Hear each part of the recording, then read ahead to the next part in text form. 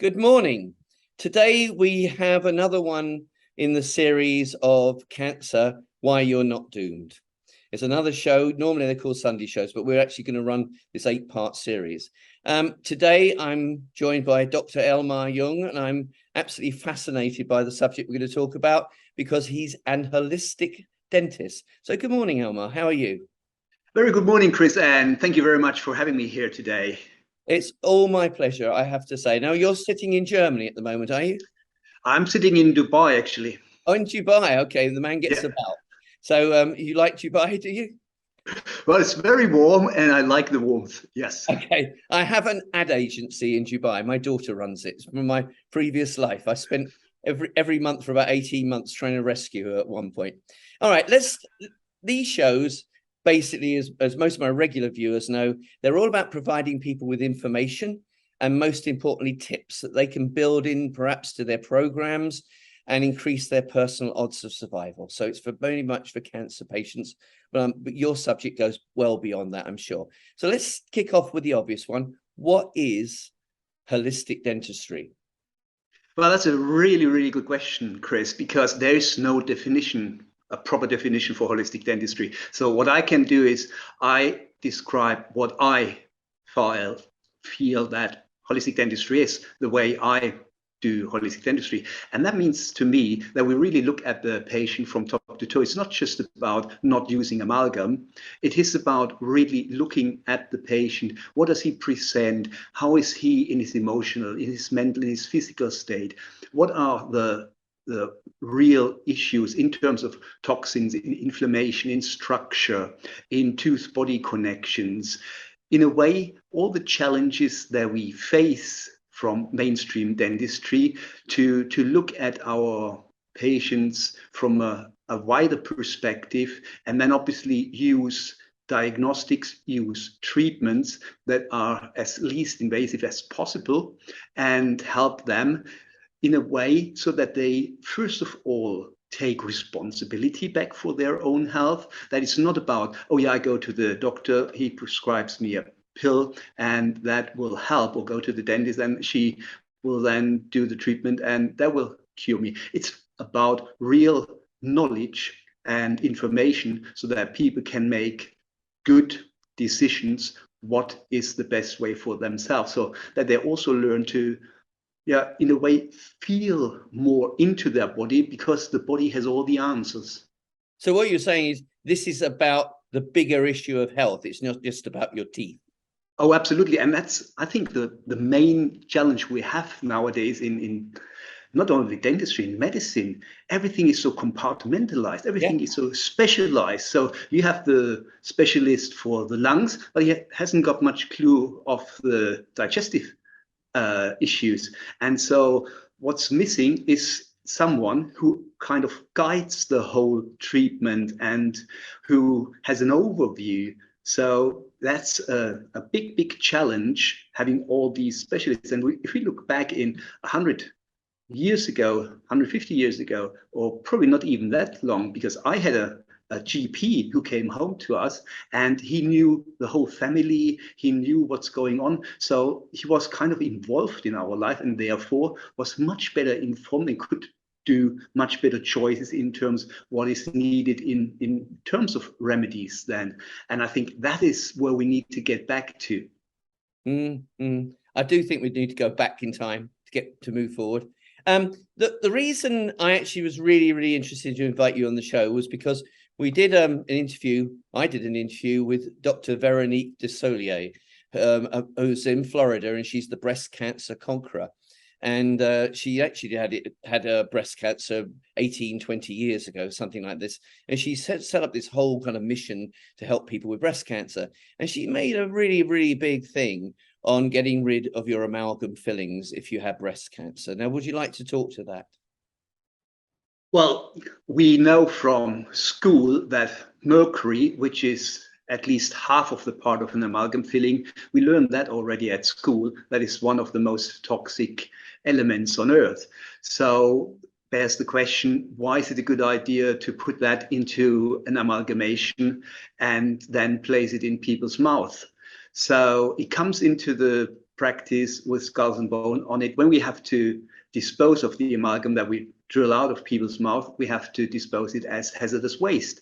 So it's only in the patient's mouth that supposedly amalgam is not an issue.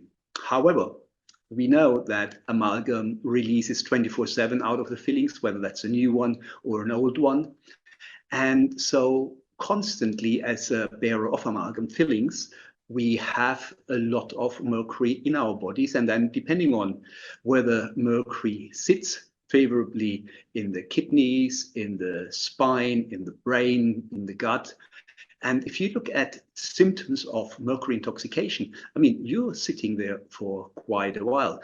So it's very important that we become not only metal, but also toxin-free, and amalgam and the mercury in it, they are toxins.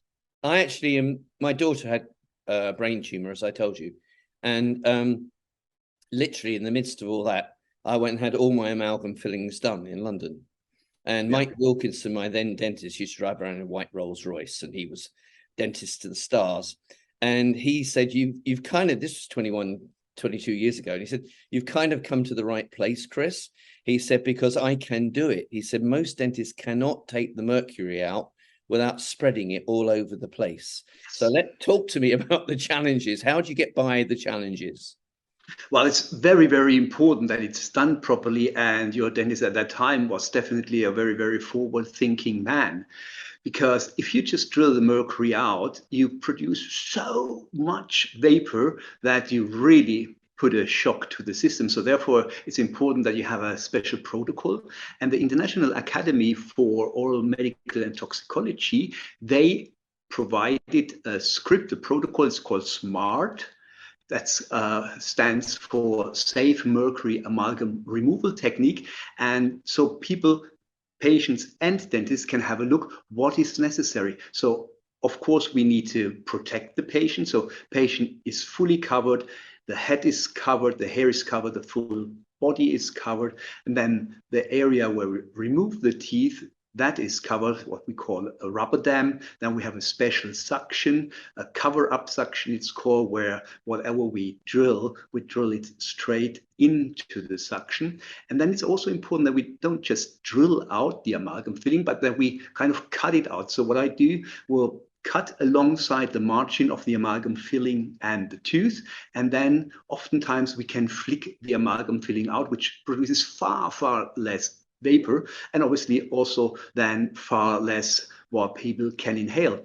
Then on top of that, patients inhale through a nasal probe, so they only get proper oxygen in their mouth.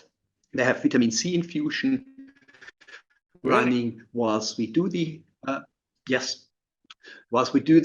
amalgam removal, and we have a special machine, IQ vac, which has like an elephant's trunk that is very close to the working space. So that has a high capacity of filtering the air. And obviously the dentist is fully covered, the nurse is fully covered. We wear these funny masks as if there's a big issue going on.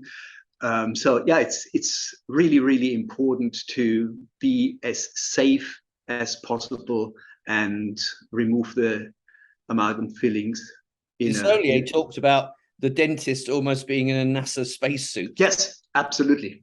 Yes. And the way she described it, she said, well, it's quite common practice. We have lots of dentists here doing it and everything else. I said, the only problem is you're describing something, that I worry that the average person in Britain can't afford. This was to her. I think it upset her a little bit, the question. But, well, the point here is, I think, if you look from a health point of view rather than from a financial point of view, then we have so many means where we can say, okay, well, then I'll do a bit less on this area, a little bit less on there, and invest it in my health, because that's the only thing we have. If we don't have health, nothing actually is worth it. Well, if something's worth doing, it's worth doing properly, I think. Absolutely. That's the most important point. All right, so that's the challenges in removal there. And so I can understand that one. The other one she went on about was, what do you call it? The root canals. Pardon? Root canals or Root canals. That's the word. Root canals. Yeah. Sorry. My mind Yeah. went on something else for a moment. Right. Root canals. So tell me about root canals. Well, root canal is, from a mainstream point of view, the best thing since sliced bread, because it's a dead tooth and you can still keep it in the mouth. Now, the real challenge comes when we look a bit closer to that, because what is a root canal treated tooth, or what is a tooth at all? A tooth is a living organ. It has supplies of blood, of lymph, of nerves. And when we kill it, then we have a dead organ in the body. So it's, first of all, I think not a great idea to have anything dead in your body, because it starts to decompose. And then all these funny bacteria that help with the decomposing, and they are not really helpful for our overall health, will come to the place and start the decomposing process. Now, that's where the endodontist, the specialist who does the root canal, says, well, we clean the tooth. So yes, he does clean the tooth. However, a tooth has 2 or 3 main channels, and the specialist will be perfectly well trained to clean those main challenges. And that's brilliant. Will be looking absolutely fantastic on the X-ray most of the times. However, that's not all that there is in a tooth. A tooth has 3 to 4, some say even more, miles of tiny little channels, and you can't get them sterile or disinfected. It's impossible. They did studies when they removed the root canal treated tooth and got it through industrialized sterilization, and then cut the tooth and had a look. There were still bacteria in there. So that is exactly what's happening in your mouth then. Bacteria will come there, will hide in these areas because nothing can actually get to them. No antibiotics, no homeopathic remedies. Nothing can actually help with that dead tooth. And over time, the dead tooth will discolor, which is a normal process when things decompose. And that is only what's happening locally. Can I ask a question? So antibiotics can't get into a dead tooth. Is it your experience that nothing gets in there, or could other things like artemisinin get in there? Well, if you haven't got a root canal treated tooth, so if it's still open, you only clean the channels, and you do, for example, with ozone, then the ozone will go into all these channels, but you would have to do that continuously, because once you stop doing the ozone, then the ozone fades away and the bacteria will come back. So from my knowledge, there's nothing we can actually do to not make the dead tooth an absolute fantastic reservoir for bacteria. Okay, because from my point, I suppose my number one subject is brain tumors. And there does seem to be a little link between root canals and brain tumors. Is that right? Yes. Say? I've heard of that. Yes, absolutely. Really, really. So what would you suggest? If someone's got a dead tooth with root canals, would you say have it out? Well, we always talk with the patient and tell them the options that they have. They can just leave the tooth as it is and see what happens. They can have the root canal with all the consequences which we talk about, and they also get a little documentation about that, how root canals can affect their overall health. And I personally, I would never want a root canal. You would? I would never want to have a root canal. If I had a tooth that's dying or is dead, I would always want to have that out. I'm very pleased, because I had a bad tooth and they said, oh, it's a root canal problem you've got. And I went, take it out. Yes. Straight away. That was it. Okay, there you go. All right. Another area I noticed when I was trying to mug up on all this was cavitations. Talk about cavitations rather than cavities.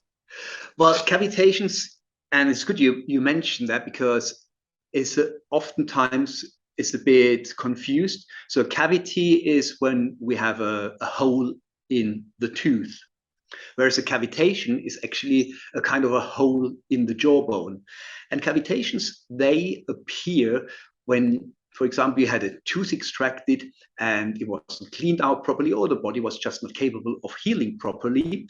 So then the bone heals around that trauma area, and the gum heals. But inside, there is an area with reduced bone density. And again, we find a lot of bacteria in those cavities, or in these cavitations, I should say. Yeah. And nothing, again, whether it's antibiotics or homeopathic remedies, can go through that mucous membrane that the bacteria have created. And so we need to open the area up. It's also called a fatty degenerative osteonecrotic jawbone, which was named like that by Dr. Johann Lechner. And he's one of the best researchers on that subject, a brilliant man. And he also developed this new Cavitao machine, which is the bone density scanner. Mm-hmm. So we then need to open up the area, clean it out. And oftentimes when we open it out, then there is oily, brownish liquid coming out. Sometimes it's just a hole. And a lot of the times there is a fatty, degenerative, like a blob. And we get that out. And then we need to make sure that the entire bone is really scraped properly so that there's no soft bone left. We rinse with ozone a couple of times, and then we also take from the patient's blood, we spin it in the centrifuge, get a red and a white blood area. We discard the red one and the white one with a lot of healthy cells to help with the healing. That will then be placed into the area. It's called fibrin-rich PRF. So the whole aim is to heal the local area where they took the tooth out. That is correct. However, as I mentioned in the very beginning when we had a chat, it's important that we look at the patient from a really bigger picture, and therefore, before patients with us can have the surgery, we look at all the possible blockages, whether they are on an organ level, whether they are bacterial parasites, or emotional, mental, physical, spiritual, past life. So that will all be looked at, and no one will get a surgical appointment without having had that released, because that makes all the difference. I agree more.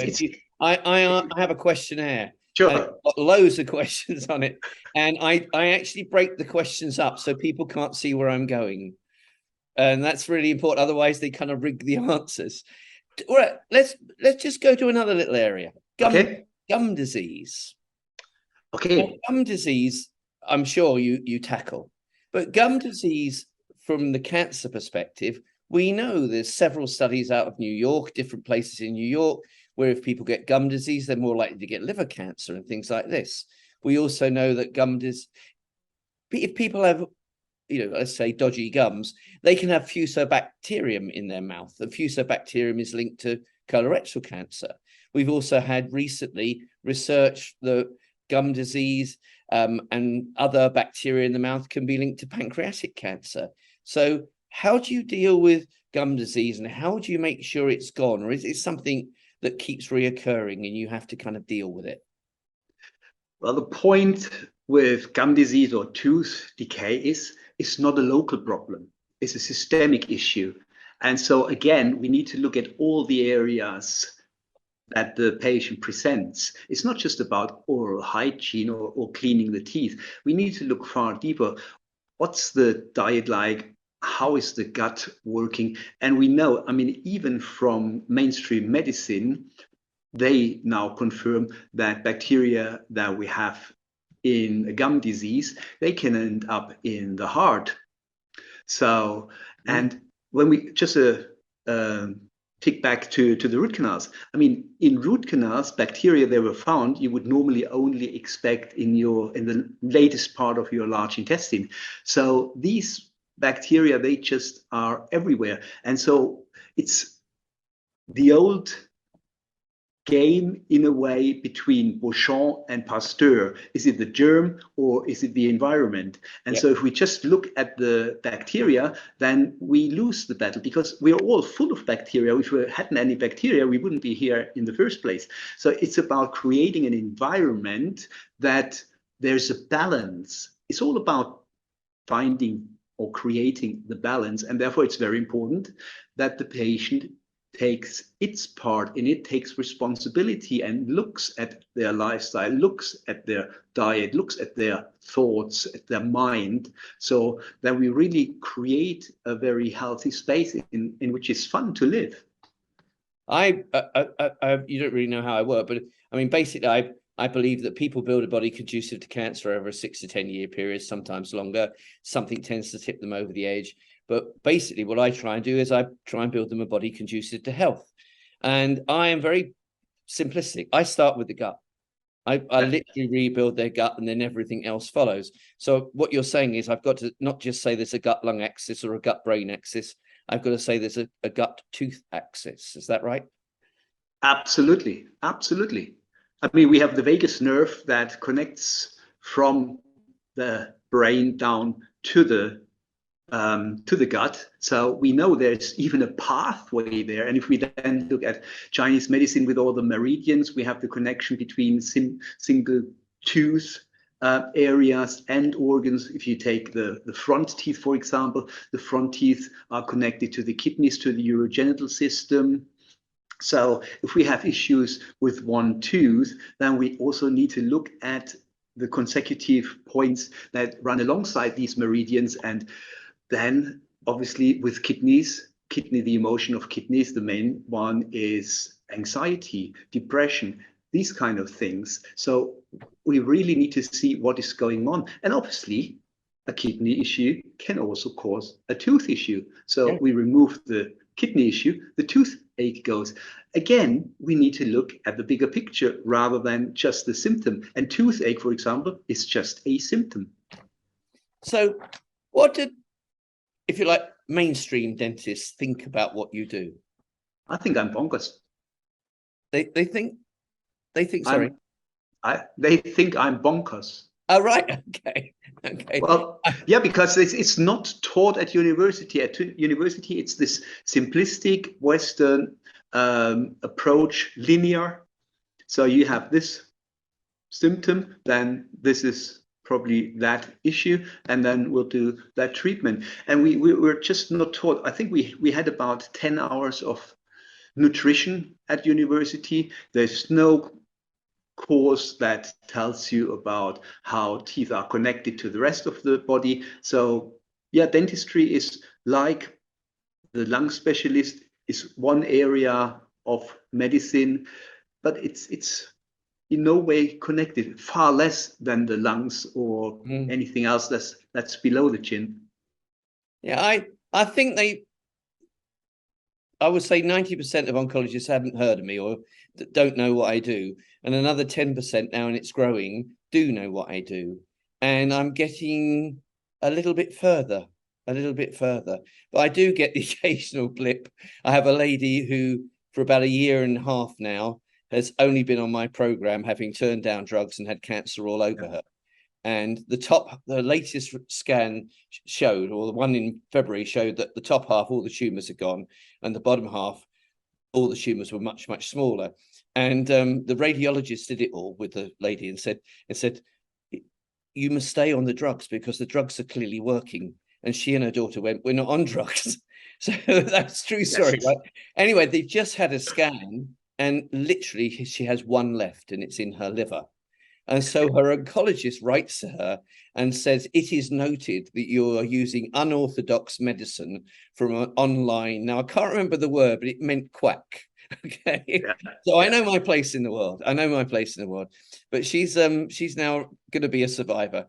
So we just had Sophie True on the show, and she was talking about breath works, which is something she's very keen on, and breathing properly, how you only use 30% of your lungs, and you don't take the breath in fully, and you don't get rid of the toxins in your body. And so now tell me, I gather that breathing can affect your teeth. It's so important. And it already starts when the little one drops out of the womb. Are they then breastfed or are they not breastfed? Because if they're breastfed, then that will help them develop all these things like proper swallowing, proper breathing, because, and that's the funny thing with the babies on mom's breast, they're exhausted. They're really exhausted after they drank because they have to work so much. They really need to milk the milk out of the breast. And by doing so, they need to be very active with their tongue. So the tongue has the nipple between the upper part of the, or front part of the palate, and milk the milk out of there. So this way, the tongue is in the correct position, so the swallowing will be correct, and therefore also the breathing will be correct. Now, if you have just the bottle, then you drown in that. You don't have to work anything, and there's no incentive for the system to develop further. So babies who have been breastfed, they will be developing their jaw bones much better, less likely that they will have to have orthodontic treatment. And breathing, I mean, we do that in our initial consultation and check where the patients breathe. Most people breathe far too shallow. A lot of people can't breathe properly through their nose because they're deviated or blocked. And so we then bring them on a splint therapy where there's more space for the tongue because the tongue is too far back, blocking the airways. And especially when you lie down, that tongue falls even further back. So you're sleeping, your airways are blocked, you start snoring, which means that you don't get that much oxygen into your system at all. So you have a very unrestful sleep, maybe even suffer from sleep apnea, which can become a very dangerous one because at some point you're without oxygen, without breathing for a couple of seconds, and then this deep breath comes again. So yes, I totally agree with this lady. It's so important that we look into that and have a really free nasal passageway, and therefore it's so important to look into breathing. Okay, right. Now what I'm taking out of this is we're talking about all the problems that can occur. So for people watching this show, because I get the daughter on or whatever, not just mum, for people watching this show who haven't got cancer, how important is prevention and what can you do about it? I mean, prevention, i.e. having good teeth from the outset and keeping them well. What can you do? Give me 3 things that Joe Bloggs can do to not have any of these problems. Well, I would actually start a little bit earlier than before we come to this world, and that's for mom and dad when they want to conceive, that they get rid already of their amalgam fillings in a safe way, because moms during pregnancy and breastfeeding, they will give to their unborn and later with breastfeeding a lot of their toxins to the children. So that's why we find a lot of babies, young kids that don't have any mercury fillings in their mouth with a high load of mercury. So that's already the start. If they get rid of their mercury, then the kids will also be mercury free, especially if they also do detoxification. Then when they come out, have the breast as a method of feeding for at least 6 to 8 months. And then obviously look what kind of toothpaste we're using, fluoride-free toothpaste, do a proper oral hygiene protocol, introduce that very early, a healthy diet, a good mixed diet that feeds the child very well, keep away from sugar. So these are the basics for kids, because if you don't feed kids sugar in the very early stages, they're not really attracted to that. Sugar is an addiction and it should be banned like tobacco. So that's in the very early stages. Then the next step comes when they go to the dentist and the dentist says, well, your teeth are a bit crowded. We have to wait until you're 13, 14 years old, and then we give you braces. Well, what they do then, they rip 4 teeth out to create the space and then collapse the whole system together with metal wires. Now, what we tend to do is, if there is an issue, we start looking at that when the kid is 5 or 6 years old, because then we can actually use the growth of the little one to enhance the jawbone development, and therefore it's very little risk that they will end up with fixed braces when they're 13, 14 years old. Yes, it takes a bit longer and it requires quite some motivation from a parent's point of view and perseverance from the child point of view. However, that is a natural way of really getting the child with a nice dentition and a nice bite. Okay, all right. You mentioned the word fluoride. Yes. I was brought up in Watford, and it was one of the 4 places in Britain that had fluoride in its water. Tell me the dangers of fluoride. Well, they use fluoride in concentration camps to docile the prisoners. And if we just look at water fluoridation, we don't know how much fluoride people are taking in through their diet, through drinking. So it's a mass medication. And Basel, it was the Swiss city, they had water fluoridation for many decades.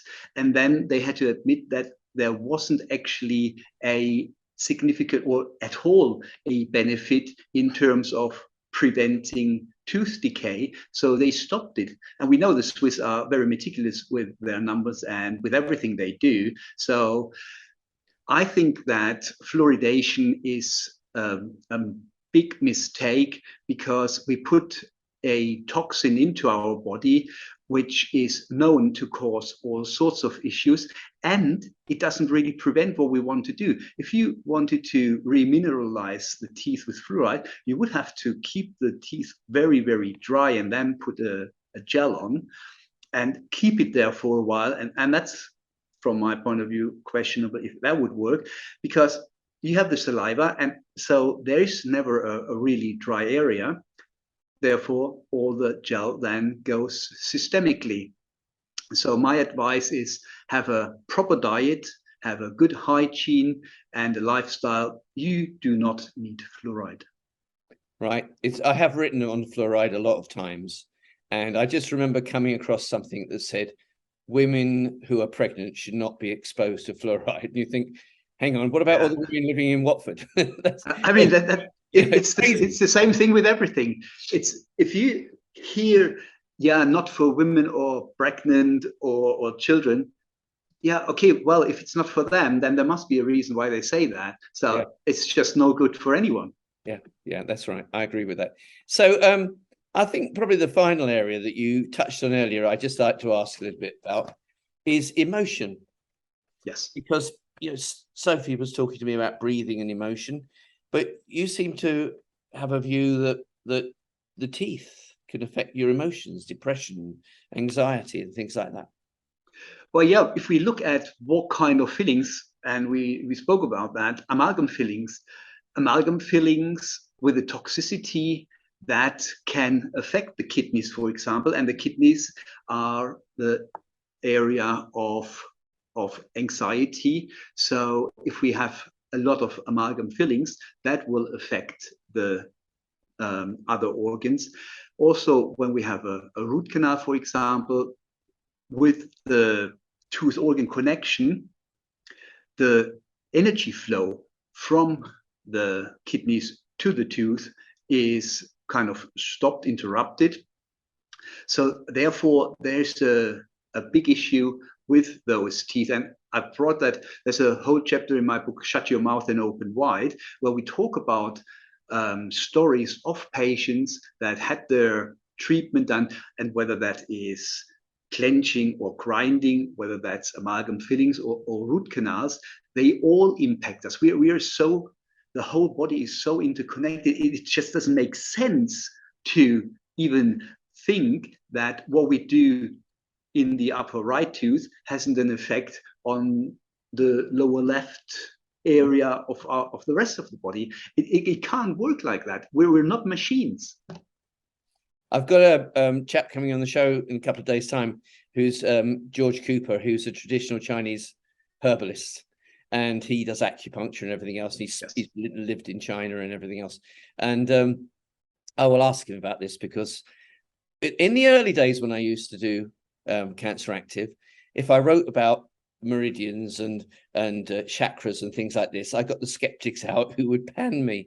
But in fact, I don't really know this, but one of the biggest users, if you like, of body energy are NASA. And one of the, just a little aside, but one of the big things is that your healthy body, when you're standing up, is, I think it's 7.5 hertz. But when you're sitting down, you're 4.5 hertz. And NASA has done loads of work. It's all in the Smithsonian on this, because you need a body to be healthy. It must be over 5.5. So when you've got a man in a rocket on the way to the moon and back, he's actually sitting in unhealthiness all the way. And then they've gone on to look at the chakras and everything else. So people can't argue about this anymore. This is proven. And I'm pretty sure that all these areas like NASA or the military, they are so far ahead of what is actually in the known. So they know all that. Yeah, I'm sure. And I mean, there was even an oncologist in Munich, Gerd Hammer, who brought to life the German new medicine. And he found in his scans of cancer patients that there were areas in the brain that were, well, let's say deformed, and that the cancer, you could then relate one area of the brain to different organs. And so by healing the emotion from that organ, you could heal the cancer. Yeah, I don't doubt or that. If you look at Dr. Bradley Nelson with his emotion code, I mean, he's talking about similar things. I don't doubt it at all. All right. Couple of last questions then. First of all, 3 tips for a person with cancer. What would you do about the teeth? Definitely get rid of all root canal treated teeth. Get rid of all the metals in your mouth. And make sure you have a really good and individualized on you prescribed diet. Okay, excellent. Right, now, how do viewers get hold of you? Well, they can either go on my website, which is www.dr-elmar-jung.com. They can have a look on Instagram. We're getting better on Instagram and bigger, so we will put more information out there. And if someone lives in the area of Southampton, on Wednesday, the 23rd of November, we give a talk in Brockenhurst. That's the whole team of my practice for the public. So to bring the word out even further so that people can see and can hear what is important, what kind of questions to ask when you're next at the dentist, so that we educate patients rather than dentists, because it's the patients that will make the trend work and will ask the questions. And if they don't get the right answers from their dentist, they might want to move to someone who is more biological, homeopathic, holistic, or integrative. Right. I found the whole of this absolutely fascinating. I'm sure my viewers have found it fascinating.